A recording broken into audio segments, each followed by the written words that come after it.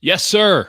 Dieter. And I got Hutch back. He's back from living his life and not adjusting his schedule for preseason football like sickos really would. I'm a little bit disappointed in you, Jake, but you've watched the game. Yeah.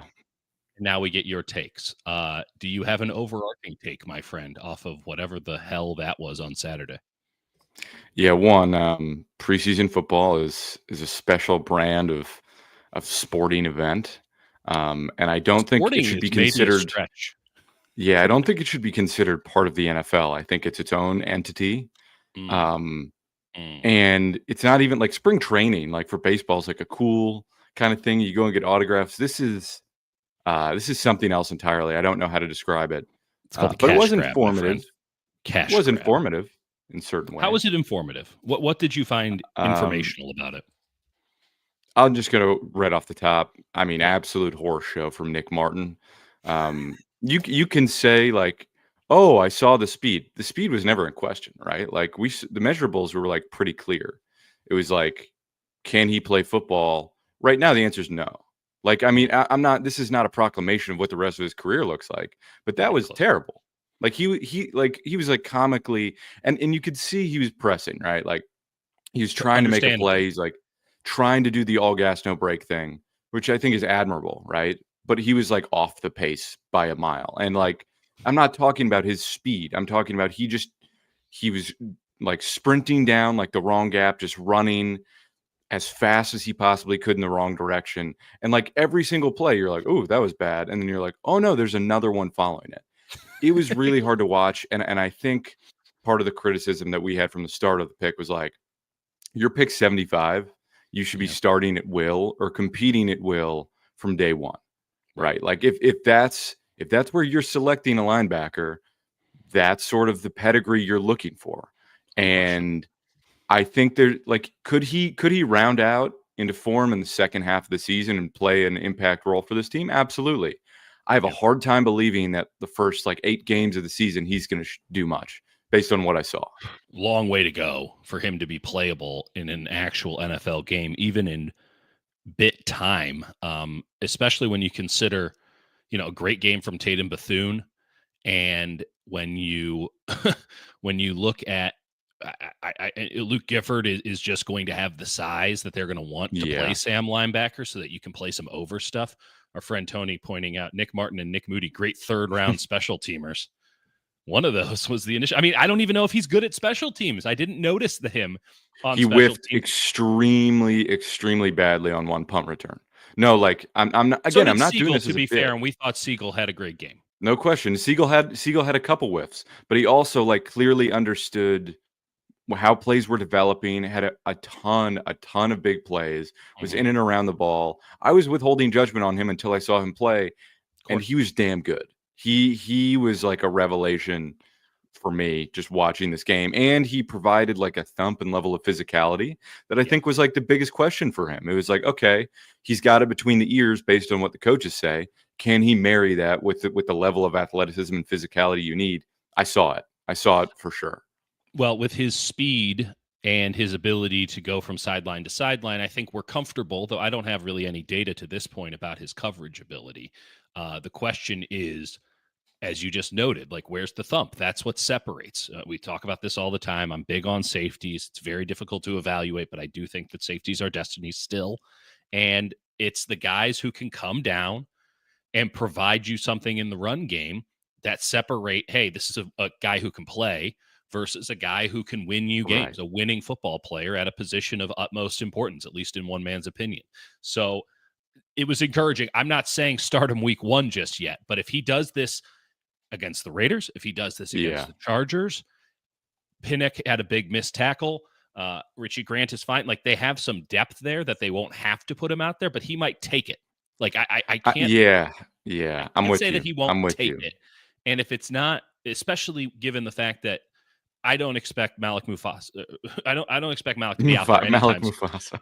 It's early, and I'm surprised we that that's like not a corny nickname that has Mufasa. emerged for him yet. He does have the energy Give of a Tim tribe Ryan some leader. time. Who was Tim Ryan messing up every time? I can't remember. It was I had it it was on brutal. mute, so I didn't hear. Guy Haberman called the game, by the way, for KPIX, obviously with the great Greg Oh, Papa out, and I thought Guy was fantastic in that. as a And then pro. this is what our show's about. We're going to say it. Bob Fitzgerald, the Warriors play-by-play guy, typically fills in as the radio play-by-play guy during the preseason. Correct. Greg switches over to TV. There is a very long history between Greg Papa and Bob Fitzgerald. Suffice it to say, they don't like each other very much. And I'm pretty sure, as it stands now, and I hope I'm wrong, that Bob Fitzgerald will be filling in as the play-by-play man on the radio at the beginning of the season if Greg isn't ready to go back. That's messy to me, and I would hope that the 49ers would maybe, find anyone else on the play. But I don't think Guy's a TV guy, no pun intended. Yeah, well, Guy does college football. And he does college football. Yeah. I don't think they're flying him private to Seattle after he's at Penn State on a Saturday. Like, I don't think there's a lot of state college to Seattle directs. And also, but again, it's radio. And Guy, I don't know if he's done a lot of radio play-by-play. It's a very different medium. Can we get back to football? Apologies. These are the things that I worry and think about. Nick Martin, what was my take on him? And I know you agreed with this one. Everyone talks all gas, no brake. Brakes are pretty important. If I have a car, I'm going to need to make sure that I would rather my brakes work than my ability to accelerate to 200 miles per hour is there. Like, if you have a Lamborghini with no brakes, your car is undrivable. I don't even know if he's going 200. I don't know if he's a Lamborghini. He's small. I did see him get pushed out of the play a bunch. He needed his speed to overcome that, right? That's maybe why he's playing so fast. Right. Where, hey, man, if I don't run past this dude, they're taking me out. But the ability to brake, stop, see, and attack, it's brutal. And he'll get flash plays, but for every flash play he's going to get, there's probably going to be 3 bad ones given the current rate of returns. And it's like, so the all gas, no brake thing, it's like, that means you're triggering at the right angle, right? Like you're attacking your gap. Time, you're perfect. Right. It's almost like a bad example, but it's like a drag race. If you were to like start a drag race, but you're going in the complete wrong direction, or you're a second late and then you're driving into the stands. We're that's not. Is that what we're doing? Yeah. Sorry, I apologize. And listen, like, again, not a proclamation on what the rest of his career looks like, but for the 75th overall pick to look like that, not inspiring. And if you're trying to say like, I thought, don't lie and say you think he played good, because he didn't. You can't pretend that. You can say that there's some skill set there that you like, but that's no different than what you were saying at the draft. Yeah. And now we have some appreciable data. And he had listen, 3 tackles, 2 were assisted, and he had 2 missed tackles. The Niners missed 9 tackles. He had more than that. Yeah. By the way, Stone Blanton, 3 missed tackles, 3 tackles.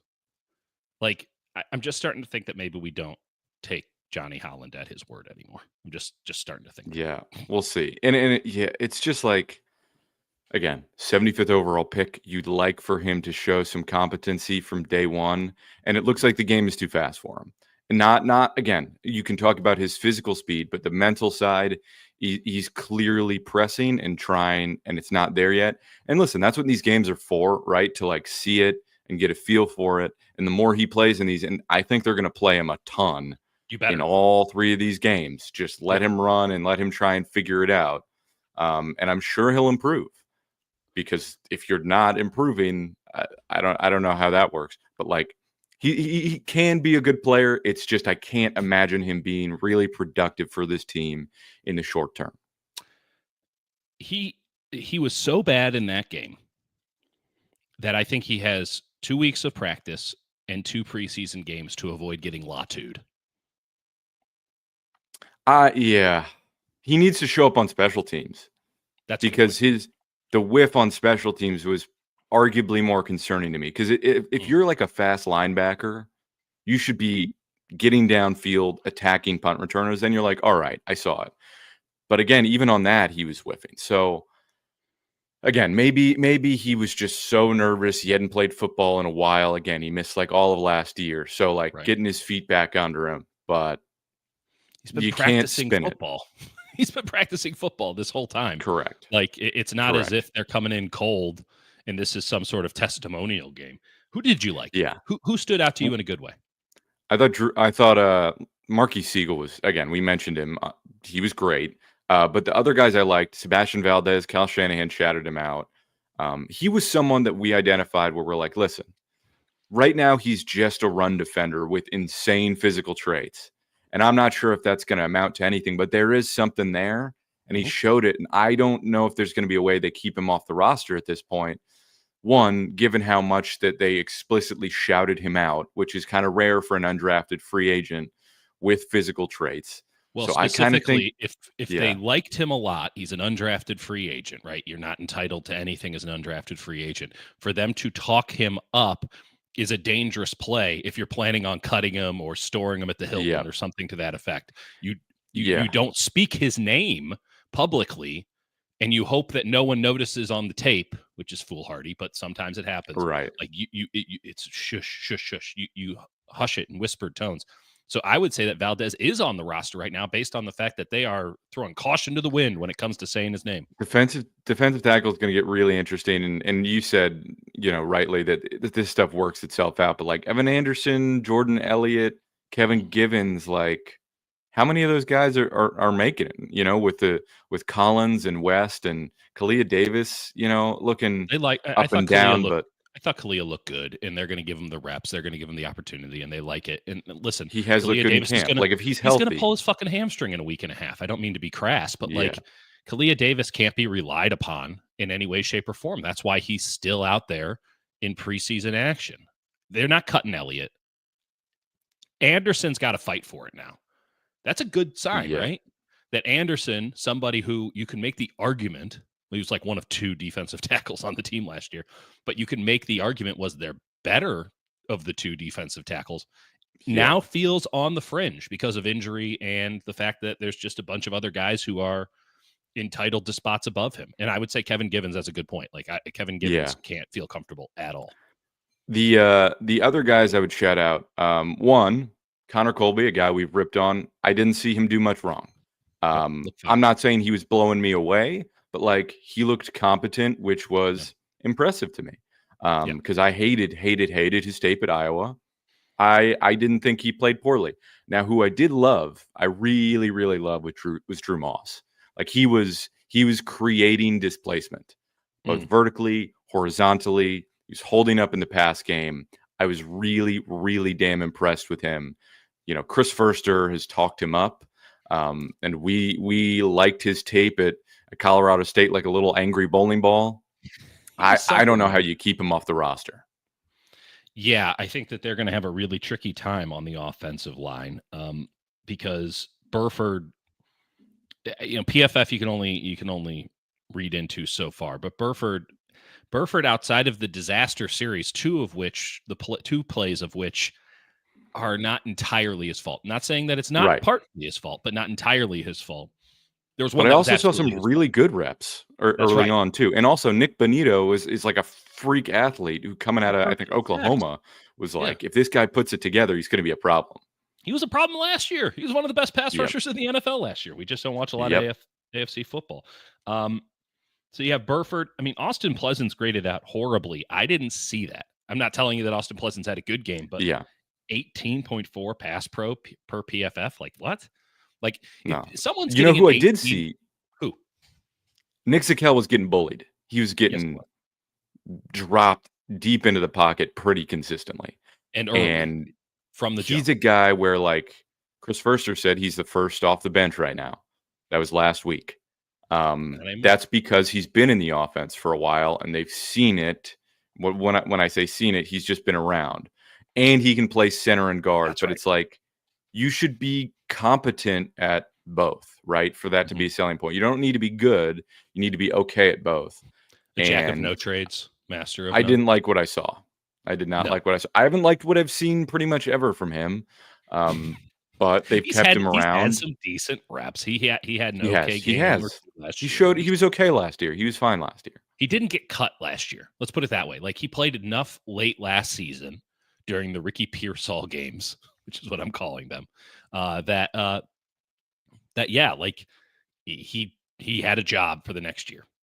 Because if he hadn't, he wouldn't have a job for this year. They would have just moved on, or they would have, found another undrafted Yeah. free agent. But he doesn't live. Brock's got a kid and a wife and a house, and at some point, you don't have to carry Giannis Antetokounmpo anymore. Like you just don't have to have him on the roster as a professional cheerleader. So Kelch has to earn it on his own at this point, right? He's is he Brock's Ross Dwelly? He's I don't think it's that strong. And by the way, like Ross Dwelly has done things. Like Ross Dwelly, there was a point not that long ago on this show where we're like, is Ross Dwelly have the best hands on this team? No, he Like, still does. Ross Dwelly still has elite hands. He's just not a good blocker at all, or which is tough at runner tight of end. routes. Yeah, all the other When you're things, not like an athletic freak too. if you could just drop him 15 yards down the field and leave him wide open, he's catching everything. But it's that whole getting 15 yards down the field thing. Matt Hennessy didn't have a particularly notable game one way or another. Yeah. I just our comment section bringing it. Jake made the same joke the other day. Does Dieter have a job interview today? Every day's a job interview when you're in this. For anyone listening, Dieter's in a quarter zip, a QZ, if you will. With a nice collared shirt. Even worse, it's a vest. It's a vest. Oh, it's a vest. Oh my god! Yeah, it hides my thunder. So you're about to go lay off about 70 people at the worst tech company we've ever met. I have so many opinions about how you can streamline your processes as I've come in here as a consultant. God, so many of those companies are going to go out of business. Yeah, well, that's how it's always been. Probably better for it. Who else did you like, or who else did you hate? Give me other names. Tatum Bethune. Yeah, I thought Tatum Bethune was like, again, he got hurt. He's not.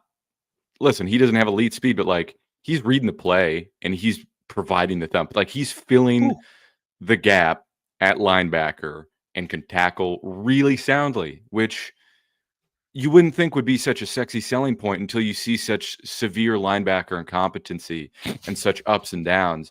If I want a guy who's just like consistent, who's like just going to kind of do the right thing, be in the right place, and going to tackle really reliably, I was really impressed. Like, I'm not really worried about him. Like, if he's healthy, I think he's your number 3 linebacker. I mean, there's a question with like Gifford and the size there, but I think Bethune brings enough. He's on the team. He's going to give you something on special teams for sure, because he's done that for a couple of years now. He is your backup Mike, which, listen, you don't feel ideal about that given his size, but he's the backup Mike. Why do they have him as the backup Mike? Because that's what he played at Florida State. He's a horse in the A gap. Like he's a stallion. He wants it. Like, you are not running fullback, halfback dive against Tatum Bethune. He's going up and he's killing you. He's got the crazy, but he's also a sound football player. It took a while though, right? This is his second, third year. Yep. Took a while for him to figure out. Yeah, it took a while for him to figure out what it is that he is good at, and to shave off what it is he's bad at. But he's a 7th round draft pick, so for the fact that he's looking like a competent depth piece, though you're not, I'm pretty sure the line changes and not in the Niners' favor if Tatum Bethune is starting over Fred Warner. But the fact that you have a backup Mike that's not a Luke Gifford, or you're not signing some guy off the street, like. And you probably have to run a different scheme given what Fred does compared to everybody else in the league, save for, maybe Cooper and Green Bay. Like, you have to feel pretty good about that. That feels like a win. Again, I'm not sure if he's going to play Sam just based on his size and what you need at Sam. But if you're just if you consider linebacker, off-ball linebacker, which is the new buzzword of the year because teams consider linebackers, pass rushers, whatever, edge and off-ball linebacker, if you just consider both of those positions, Will and Mike, to be middle linebacker, just off-ball linebacker, like, the depth chart is such. Fred, D. Winters, I would say Gifford and Bethune fighting for it. Then we get to Nick Martin. If we get to Nick Martin, I'm uninspired. I'm uninspired by where. Luckily for him, the competition's not that strong. Valid. I will mention this one note from Tony. I think it's fair. Zakel played at left guard and center last year. Played at right guard. Totally fair. There's some different footwork, but I will say, again, this is just going man on man, like a dude going straight at him, and he was getting push back into the pocket, and he's never had that strong of an anchor. So anyway, I think it's fair point from Tony. I've never been a Zakelj fan, and it was pretty ugly. Bit anchored, just as we're a bit anchored against the Nick Martin pick. I think the operative number to focus on here is 33. In that 33 of the 49ers 90 players didn't participate in this game. Right. So what are we learning in the preseason in earnest outside of a drive or two for most teams? And even then you got to take it with a grain of salt. We're learning how deep they are. Is it a surprise to anybody that the 49ers in week 1 of the preseason aren't a very deep team? Like, it shouldn't be. No. We've been talking about this for months. And the fact that we can find positives out of the remaining 67 or 57 is encouraging. It's encouraging. This first game's always going to be a slop fest. You know, you've got all these like veteran coaches like Pete Carroll and Sean Payton that are like, we're playing the starters. We're playing starters week 1. Appreciated it. It gives us a good barometer, right? Like the Broncos came out there and they're like, here's our starting defensive line and line, like, go for it. Like, what do you got? And the 49ers like, we have nothing. Please stop doing this. Right. Yeah, it's a problem. But the defense showed up. Yeah. The defense had moments against their top offense. Like, Harvey, the running back, is probably going to start for them. Sean Payton likes to play rookie running backs. They really shut him down. I was impressed by that.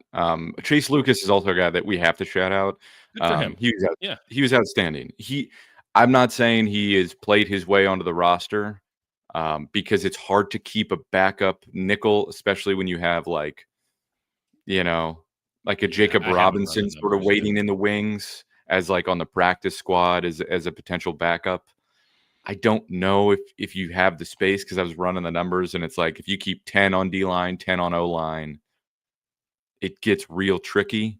But he played his ass off, man. He really did. I honestly, he was on the practice squad last year. I don't see a reason why they wouldn't be able to bring him back. He knows that there's going to be opportunity. Vet, so you can do that easier than with a rookie. There's going to be opportunity. Like, I think Upton Stout has a chance to be a really fun, very competent, I'm not going to say special or anything like that, just like competent starter at nickel. Day one. Love what I've seen from him in the limited time that I've seen him. People won't shut the hell up about him in a good way. Like, we get it. We get it on Upton Stout. He's in. Chase Lucas isn't taking that job. But Upton Stout is also itty bitty. And he's playing in the box for in the NFL. Like, they don't Chase have Lucas like any big corners outside of Luter. And Luter had a pretty bad game. He had like a couple good moments and then just completely busted in coverage to allow a touchdown. But even the pass breakup for Luter, which was good, it wasn't great because had the same thought. He actually too early. Yes. He stopped his movement. He mistimed his jump. He almost allowed a touchdown that should have been a pick. Yeah, that's right. Milo, I know that Gifford didn't play. I really liked what I saw. That's what I've seen in camp too. Like, he's there. He's not the fastest. He's not a big the dude slowest. who's played a lot of games and can tackle. Yeah, he knows how to play linebacker at the NFL level. He got a little bit of money, right, at a position where there's a lot of high and low, not a lot of middle ground. Not surprised at all that Gifford looks competent, particularly against the caliber of players that he was going against, save for maybe the first series. We get this every time. I mean, we get this every single stream. I'm going to just answer it again because clearly we haven't been clear enough yet. Why have they ignored the O-line for 6 years when O-line is repeatedly the team's downfall? Can you ask Shanny that? I know you're saying with sarcasm, but like, legitimately, let's go into it for a second. They refuse to go off of their grading scale. And we are dealing with a world with offensive linemen where inflation is rampant, right? We are on the Argentinian peso when it comes to the offensive lineman scale. The college level does not produce capable offensive linemen. It just doesn't. So anyone who looks like they have the potential to be that goes in the first and second round. Now, there are some guys in the third and the fourth round that are, hey, they had really good college careers, maybe don't have the measurables that we like, so we're going to take them there. The problem that the Niners have is that they are perfectionists. They are they don't grade on the curve. And so when they watch the tape of guys, they go, this guy has a fifth or a sixth round grade. Well, guys with fifth and sixth and seventh round grades for the 49ers, they go in the second, third, and fourth round for every other team because every other team is throwing shit on the wall and hoping something sticks because they don't know what they're doing on the offensive line. The 49ers' fault is that they think they know what they're doing on the offensive line because Nick Forster is, in fact, a very good offensive line coach who maybe this is all part of an elaborate scheme to keep his job, where it's like, you keep giving me shit and I'm turning it into, it's not good chicken salad, but it's something. Like, I must be really good at my job. Like, don't give him something. Don't give him an offensive line, a fully paid offensive line, because then he might get exposed as not that good. I don't think that's the case, but conspiracy theorist I wouldn't mind throwing it out. Yeah. His Chris First. Yeah. Apologies. Listen. Dieter's going to mess up a couple names of show. You just got to let him rip. You have to let this happen. I've been up since 6 o'clock. Right? Yeah, he's got 2 kids. Let him rip. I mess up their names all the time. I mix and match. Yeah, and we asked Chris Forster last year about this. I think I asked him about it, and he gave a pretty long, sort of detailed answer. And he's like, "This is just my philosophy." It's like, well, you are Kyle Shanahan's one of his last remaining close confidants, who's been around since the Washington days, right? That's a great line, Tony. Yeah, and so Forster essentially he outlined it again, saying it's his belief, but that he would rather take skill position players in round 1 and 2 and 3, and then maybe in round 3 and the rest, you start looking at offensive linemen, because he's like, right, because they look for very specific qualities, and they look for a level of movement ability, and ideally some sort of anchor, not necessarily a total requirement, but they look for some sort of pass game competency, but also they want that movement. And so they look in like rounds 3 and on and say, all right, we'll figure something out there, right? We'll figure something, a guy who sort of fits our mold. And we're going to trust Chris to say, hey, here's how you run our scheme. Just like communicate well enough, be a functional athlete, and don't get murdered every damn play or blow your assignment. Now, they have had years where that doesn't really work. Right. But that's the moments where it doesn't work. It's a good thesis. And in fact, I like a lot of the depth on this team. People are always going to complain about the offensive line because the offensive line is what team has a good backup O-line? None. And by the way, I listened to a lot of games because, again, 2 children. I spend a lot of time at the Franklin Park in Alameda. And, you get on the buggy, ride your bike over, spend a lot of time. And I'm just listening to games. If I'm in the car, I got the Sirius going, I'm listening to games. I try to watch most of them on the Peloton and all that, but like I listen to most of them. The fawning over the Buffalo Bills offensive line is like case in point to my argument that no one knows what good offensive line play is in the NFL these days. Right? People can easily see what terrible offensive line play is. Like, that dude's just getting run over repeatedly. Like, you saw it.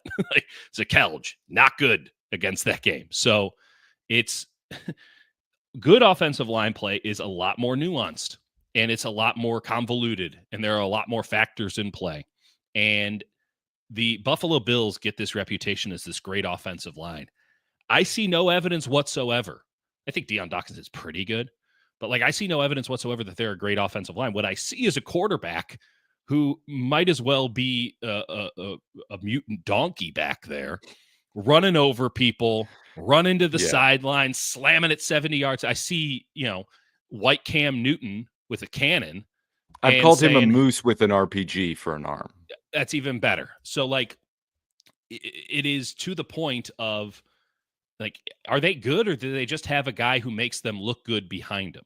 And listen, I think they do a decent job displacing. I'm not saying they're bad, but this idea that they're so great, like, let me see what happens when Mitch Trubisky is back there for 3 or 4 games this year, and let's see how good that offensive line play is. And I saw scrolling on the bottom of NFL Network, the NFL 100, which is just when you want to talk about just bullshit, just horse shit content. Total slop. Absolute AI. Just let ChatGPT do it next year, because it is grade A horseshit slop. And I saw that Deion Dawkins was rated as a higher player than Trent Williams. And it's like, you know how I know your thing is a pile of horse shit? That. And I like Deion Dawkins, their left tackle. I think he's good. But Yeah, the yeah, idea, I think he's great. But yeah, and Trent again, not his best season, but what are we yeah. talking about? It's Trent fucking Williams. And I understand that at some point that won't mean as much, but we're still at the point where that means a lot to me. God, So I can't wait. It's my favorite thing, I think, week 1, where you're watching, you're like, "Oh, there's Trent Williams." I holy forgot how shit. much Yeah. fun it is to watch Trent fucking Williams just murder people. And that one clip, I think it was a Cardinals game in like 2021 or something, Nope. where he literally destroyed a linebacker. And then I don't know if it was the same game or later, but he's like running down the sideline and you watched the guy he's running at just like take himself out of the play and run out of bounds. I'm And good. Trent's like, I've never seen that before. That was my favorite. That was a great comment. And I love talking with Trent because he always calls it straight. And I remember asking him about that. I'm like, yeah, have you ever had someone clearly make a business decision like that? And he's like, no, at least they fake it most of the time. Oh, and he explained, this is off the record, but I guess statute of limitations is up. He says most of the time what guys do is that they'll come at him straight on, and then at the last second they'll change their angle so they bounce off his shoulder. And so it looks like Trent changed his angle, but they changed the angle. And you'd be like, hey man, what am I supposed to do? I tried to get around him and he got in good Yeah. position. It's ridiculous. So I how don't do want you to get hit by Trent Williams ever, I think. And no, I no. get it. I compare him to an electric SUV, right? Like it's too much torque and too much weight to be going that Right. fast. Like it's not road safe for Trent Williams to be out in space, which by the way, I've seen Burford out in space in camp, and you're like, Oh my oh, God. I kind of get it. I kind of get it. But that is what they're looking for first and foremost when we talk offensive line. How do you do in space? Well, football isn't necessarily played in space all the time. Yeah. And I'm not really that worried about Burford. Neither am I. I've liked what I've seen from him. It's a new position too. Like I know that he Yeah. played it in college, but like he's getting reps against a legitimate first team defense. He's Yep. got horseshit blocking from his tight ends. Let's do like two. I forget that it's not an insert. It's the crack block. Let's do two Yeah. crack blocks and a chip. And it's like I guess that's a sign that they're trying to help him against Benito. But like when you're not getting anything there, now he has to compartmentalize that as like, hey, even though I have this chip, I have to block this guy one-on-one Yeah. every time. Like that sucks. That sucks for him. And maybe Austin Pleasant's needed it given his pass pro rate. I got to watch that again and see if it was. Yeah, I didn't see it as that bad, but okay. man, God, the amount of literally I'm looking through my notes and I just see I'm not even to the third quarter yet, and it just says I've already gotten 3 whiffs from Nick Martin. It's just, and I was going play by play. Yeah. Yeah.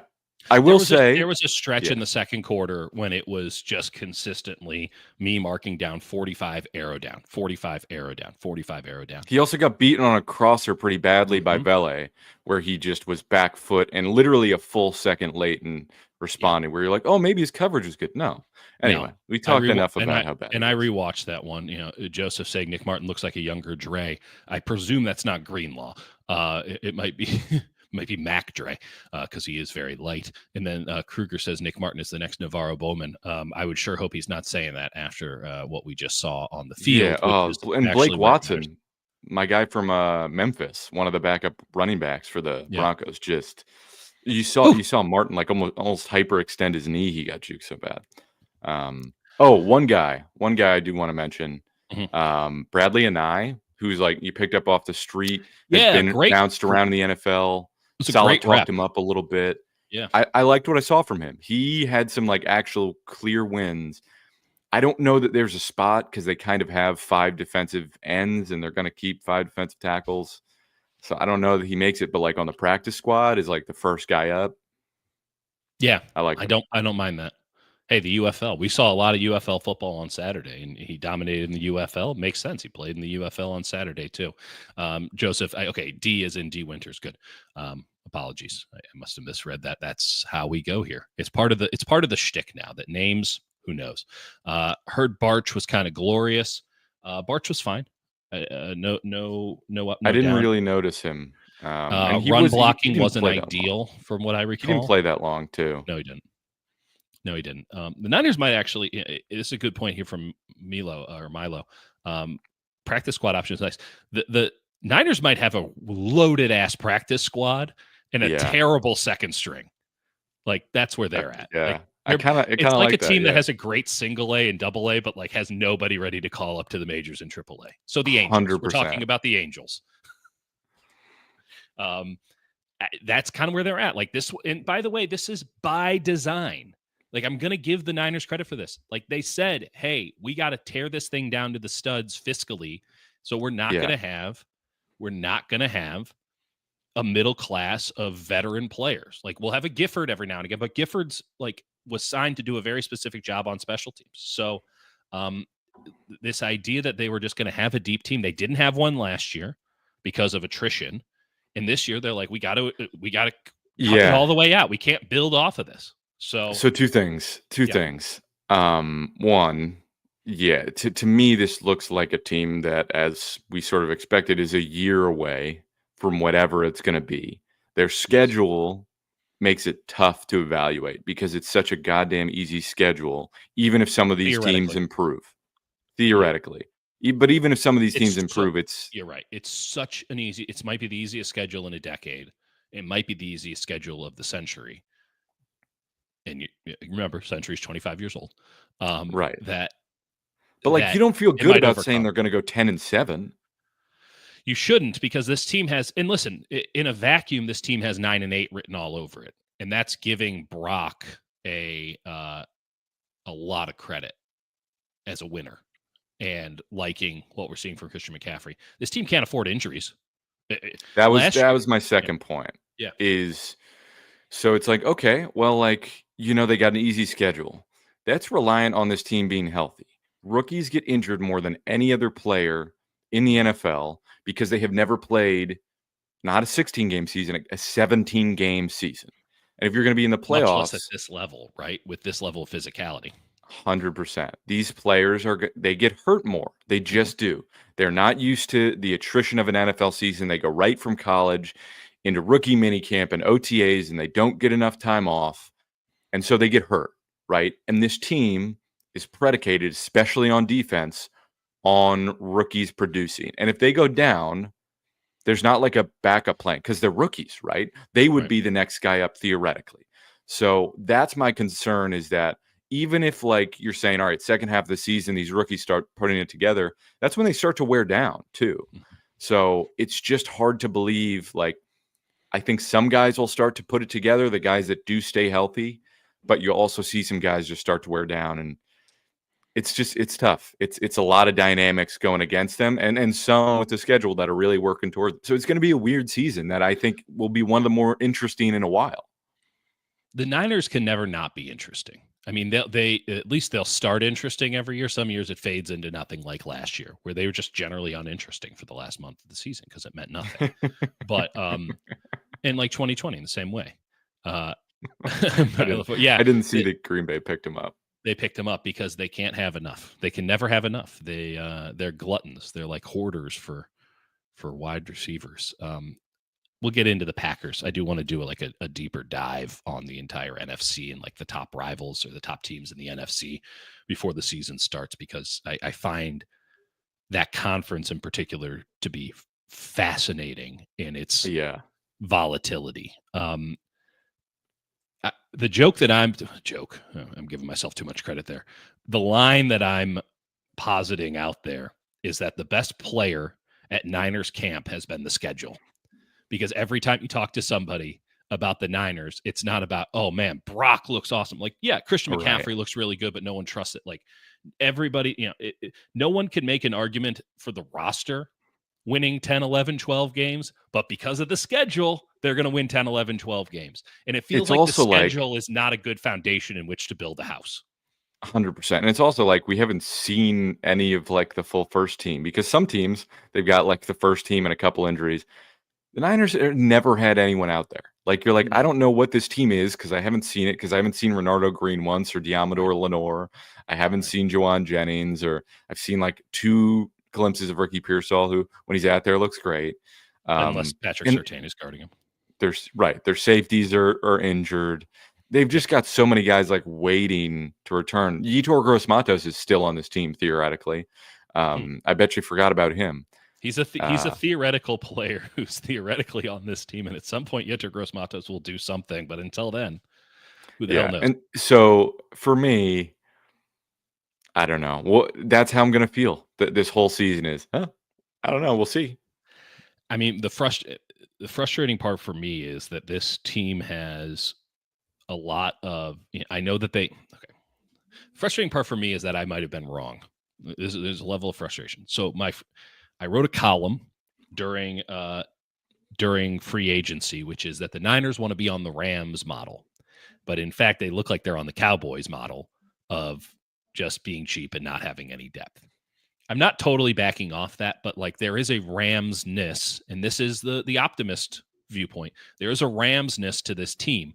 And if you'll recall the Rams the last 2 years, about halfway through the season, because they've been playing so many young guys, particularly on defense, they kicked it into gear and they found what they needed, but they had to experiment for several Yep. weeks.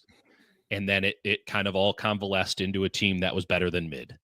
Are you saying they found Michael Williams is their Jared Verse, and then CJ West is their Braden Fisk? That's not quite a great comp because Fisk is up and down, but there's West can something be up there. and down, it should be noted. Yes. Except he's a fourth rounder, so he'll always get the benefit of the doubt. That is what I think is the best case scenario for the San Francisco 49ers, which is the first couple of weeks, the first 5, 6, 7 weeks are going to be very up and down. And they are going to be very dependent on health luck and, finding that hidden yardage with special teams. And like, it's going to be hairy. And we're not going to be able to make a definitive statement on this team really until the final product has been delivered after 17 weeks, because the back half of the schedule is lighter than the front half of the schedule, in inverse from last year.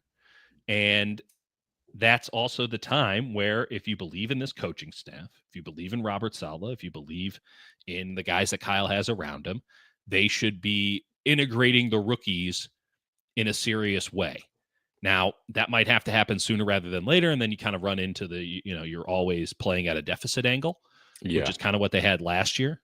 But the ideal circumstance, and I think it's very much on the table, is, they round into form second half of the season, and then, hey, here we go, wild card or division, because I don't think there's one great team in this division, and you're in the playoffs, and if Matt Stafford gets hot or if Brock Purdy gets hot, well, if Matt Stafford plays this season.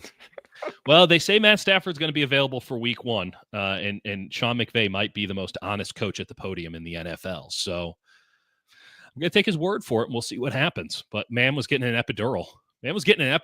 For back pain. And as somebody who has seen epidurals administered twice, that ain't a small thing. As somebody who just went to a 3-day music festival, I could use one. That lower back is tight. You didn't wear your Hokas? No, but I did see I did see some performers wearing Hokas, and I was like, good for you. The guy from Vampire Weekend had Hokas on. How was it? Just a quick aside, how is Vampire Weekend holding up these days? They were good. They were just sort of jam banding it. We went to the early show, and they were just sort of jam banding it. I was like, I don't really listen to them, but it was fine. Yeah.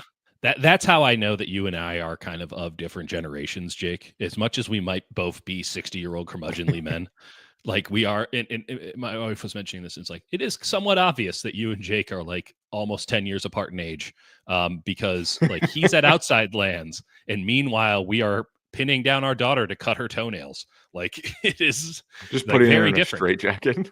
Kinda, it's the only way to get it done, my friend. And no, I don't want to. You have to bribe her with jelly beans. It's a whole thing. But like Vampire Weekend was everything to us when we were your age. And you're like, I don't really listen to them. And I'm just like, fuck, I'm old. Yeah, they're good. They're good. I love Vampire Weekend. I think we're in a lot of dad bands this year, which was a blind spot. And the amount of teens was disturbing. Ezra Cronin. The amount of teens. This is a problem. This is when you stop. They all have the same haircut.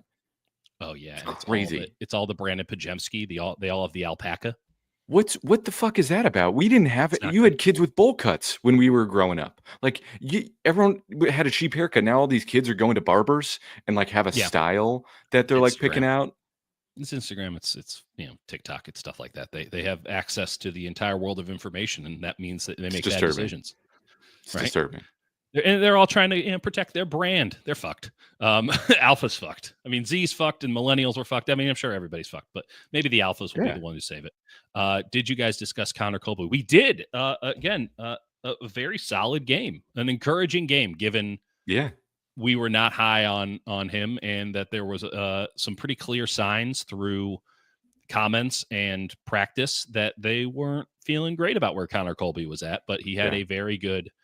I think where they're coming from and why I think he'll make the team is that they seem to like his base level of pass protection, which they were a little bit surprised by, that he can just be okay there. And then they're like, all right, well, he has measurables, so like the run game stuff he'll figure out. And there's a route where like if he can learn, like he could turn into a pretty decent player. I don't know that will be the case. Again, I didn't like his tape, but maybe Chris Foerster has time with him and it works out. What frustrated me about the tape argument was, like, I've said this one, I'm just going to kind of leave this here and then I'll never mention it again. They're like, oh, well, he ran the system that the 49ers run at Iowa. Not really. Iowa ran inside zone a lot. Niners are outside zone, but they're really a lot more gap these days. They're really multiple. It's the way you got to be in the modern NFL. So they don't really run a lot of inside zone, if really any inside zone, if we're being blunt. So no, they didn't really run the system because zone, isn't a catch-all.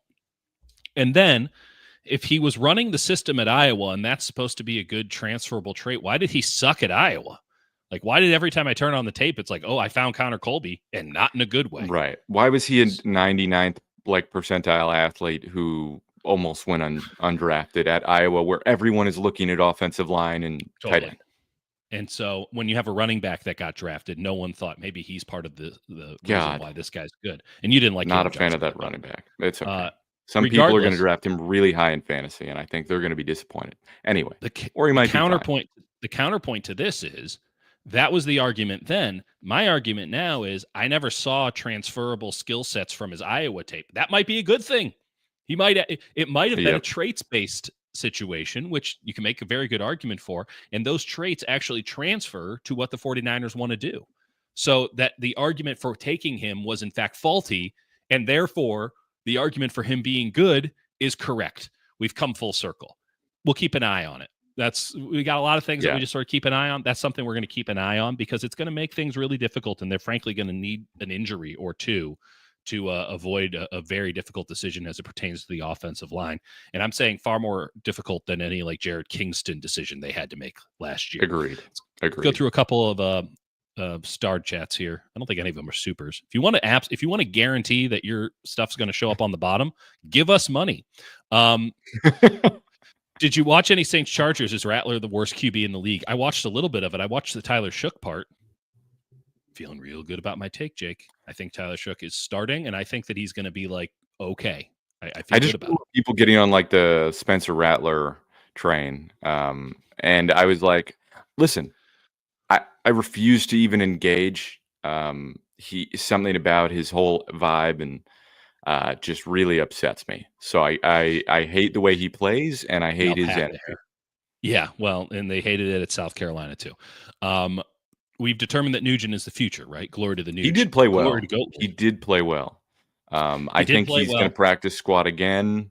But if it was me, I'd probably just keep him over Zakel. And I know that's me being a freak. You can't play my guard. Oh no. But what Foerster did say last week was like, you think he's not going to be able to play at guard, and then he kind of did, and he wasn't terrible. You would think he's like, it shouldn't work. It shouldn't work, but he just kind of battles his ass off. Because he's a great offensive lineman, but he is built for one thing and one thing only, and that's punching right in the thorax, just straight punching. Yeah. And I think the Nuge is going to get practice squatted again, and I think next year we'll have a conversation at training camp between him and like 9 other people they bring in to be the center because Brenda will be done.